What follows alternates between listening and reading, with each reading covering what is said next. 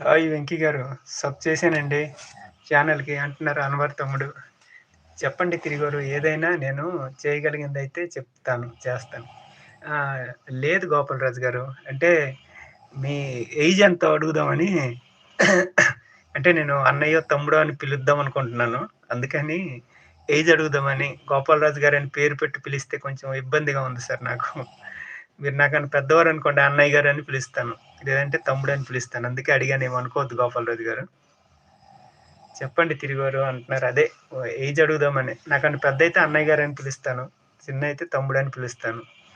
మీ పేరు పెట్టి పిలాలంటే కొంచెం నాకు ఇబ్బందిగా ఉంది. పెద్దవారు కదా అనేసి.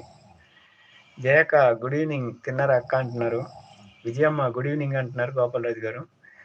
తిన్నాను సిస్టర్ మీరు తిన్నారా అంటున్నారు జయలక్ష్మి అక్క. హాయ్ ఉషాన్ గారు గుడ్ ఈవెనింగ్ అండి అంటున్నారు విజయ చెల్లి. విజయ్ గారు బాగున్నారా? భోంచేశారా అంటున్నారు అన్వర్ తమ్ముడు.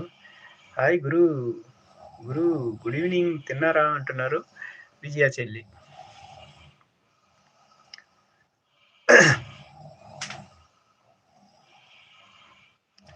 నా ఏజ్ 60 ఇయర్స్ అండి. అయితే మీరు నాకంటే పెద్దవారు సార్. 6 సంవత్సరాలు నాకంటే పెద్ద మీరు.